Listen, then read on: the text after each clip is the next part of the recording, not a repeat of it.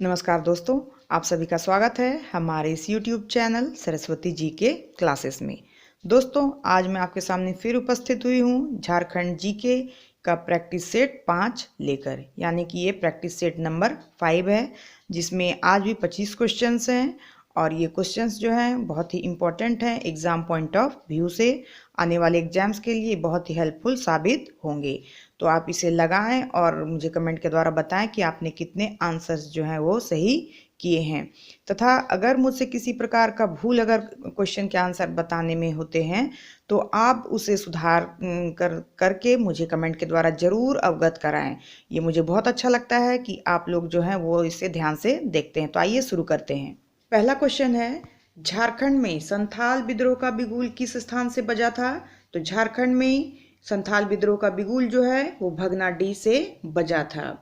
19वीं शताब्दी के विद्रोह में जनजातीय विद्रोहों में संथाल विद्रोह जो है सबसे जबरदस्त विद्रोह था, जो 1855-56 ईस्वी में हुआ था। इसे संथाल हुल भी कहा जाता है। हुल का क्या मतलब होता है? तो हुल का मतलब होता है बगावत। इस विद्रोह के 4 मुख्य नेता थे, सिद्धू कानू, चांद और भैरव। 30 जून 1855 ईस्वी को यह विद्रोह जो है भगनाडीह से शुरू हुआ था और यहाँ पर उन्होंने सिद्धू को राजा और कान्हू को मंत्री चुना था। तो इस तरह से संथाल विद्रोह का बिगुल जो है वो भगनाडीह से बजा था। नेक्स्ट है, अपना देश अपना राज का नारा किस विद्रोह के दौरान दिया गया? तो ये जो नारा है अपना देश अपना राज, ये दिया गया था संथाल विद्रोह के दौरान। 1855 ईस्वी में संथाल विद्रोह के अंतर्गत इस नारे को दिया गया था। इनमें से झारखंड क्षेत्र का पहला नागरिक प्रशासक कौन था? तो इनमें से कैप्टन विल्किंसन जो हैं वो पहले नागरिक प्रशासक थे झारखंड क्षेत्र के। निम्न में से किस जनजाति ने भूमिज विद्रोह में गंगा नारायण का खुलकर साथ दिया था? तो ये जो विद्रोह था भूमिज विद्रोह, जिसमें गंगा नारायण का खुलकर साथ दिया था कोल तथा हो जनजातियों ने, यानी कि इसका जो ऑप्शन 4 है वो राइट आंसर होगा।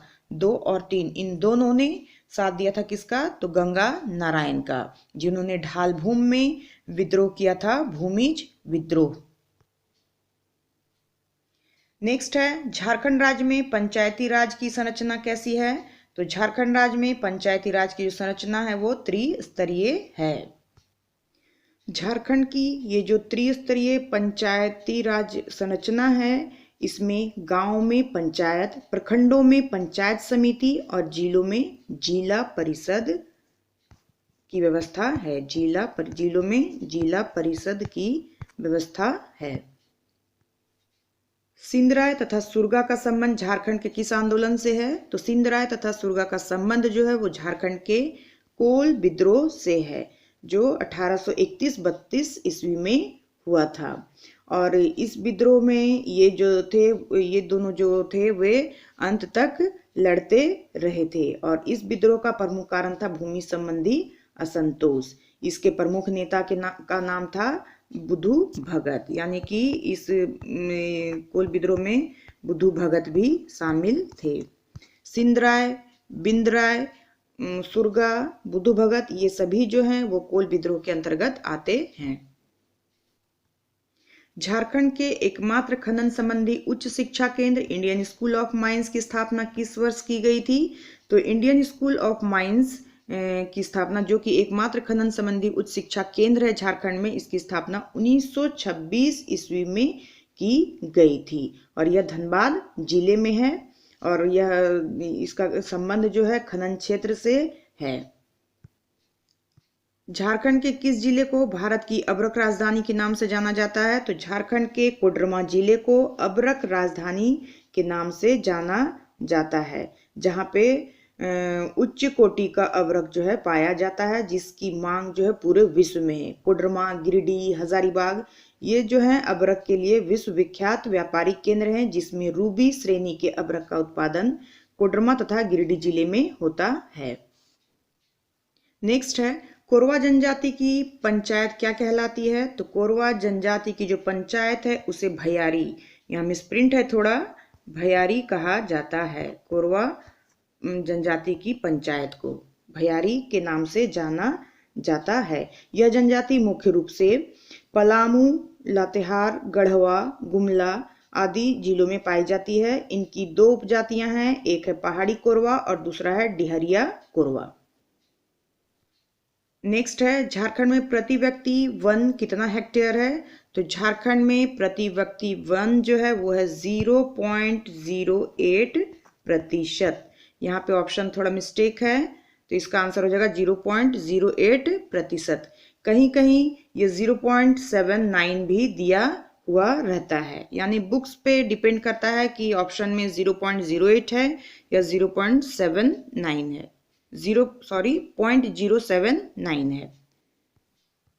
नेक्स्ट है, किस वृक्ष को पर्णपाती वनों का राजा कहा जाता है? तो साल, जिसे कि सखुआ के नाम से भी जाना जाता है, इसे पर्णपाती वनों का राजा कहा जाता है। इस वृक्ष को झारखंड में राजकीय वृक्ष का दर्जा भी प्राप्त है। निम्नलिखित राज्यों में से किसमें सर्वाधिक लोहा उत्पादित होता है? तो यहाँ जो राज्य दिए गए हैं उनमें से पूछा जा रहा है, तो इनमें सर्वाधिक लोहा अगर देखा जाए तो झारखंड राज्य से उत्पादित होता है।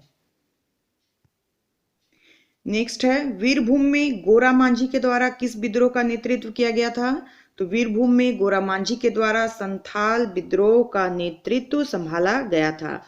और अगर हजारीबाग की बात की जाए तो वहां पे अर्जुन मांझी ने इस विद्रोह का नेतृत्व किया था। नेक्स्ट है, संथाल परगना नामक नए जिले का गठन कब हुआ है? तो संथाल परगना नामक नए जिले का गठन हुआ था 1855 ईस्वी में। नेक्स्ट है, जुबली पार्क किस शहर में बनाया गया है? तो ये जो जुबली पार्क है वो जमशेदपुर में स्थित है।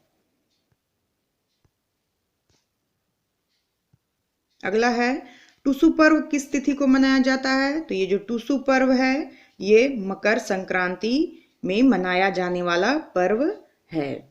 यह आदिवासियों का एक विशेष त्यौहार है और यह त्यौहार सूर्य पूजा से संबंधित है तथा मकर संक्रांति के दिन मनाया जाता है। यह टुसु नाम की कन्या की स्मृति में मनाया जाने वाला पर्व है।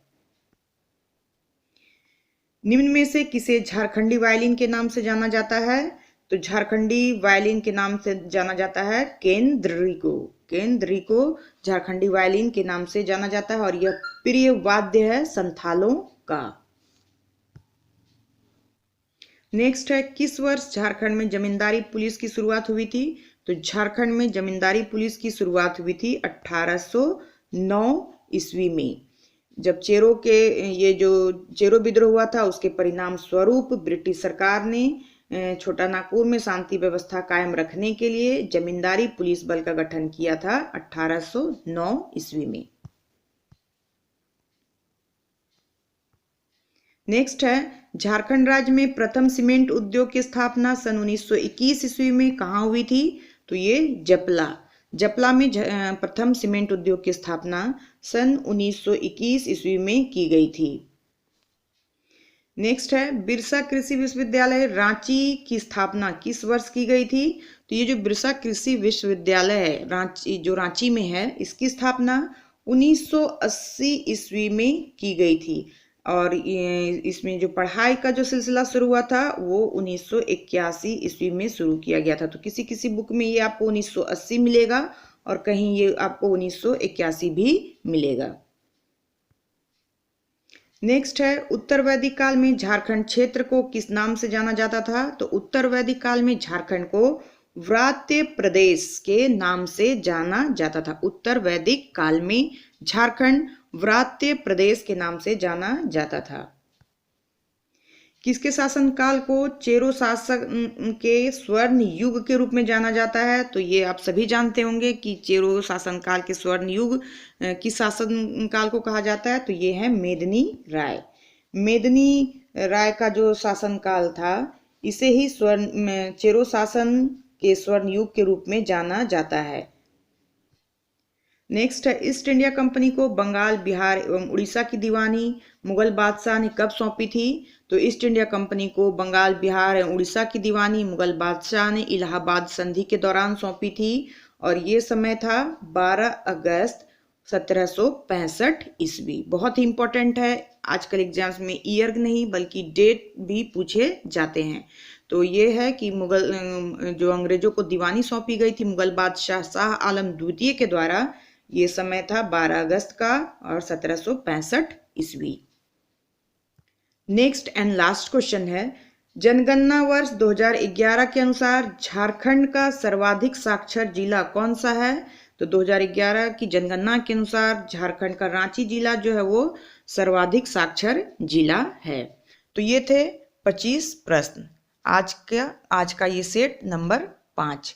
तो आप हमें कमेंट के द्वारा जरूर बताएंगे कि आपने कितने आंसर्स जो है इसमें से सही किए हैं, और आप इस सेट्स में आप किस तरह के सुधार चाहते हैं, कहाँ इसमें मेरे से कौन सी गलतियाँ होती हैं या कौन सी कमियाँ रहती हैं, उसे भी आप मुझे ज़रूर अवगत कराएंगे। तो मैं अपने आप को इसमें और सुधार लाने की कोशिश करूँगी ताकि आपके लिए ये हेल्पफुल साबित हो। तो आज के लिए बस इतना ही, नेक्स्ट वीडियो में हम फिर मिलते हैं, तब तक के लिए धन्यवाद। जय हिंद, वंदे मातरम।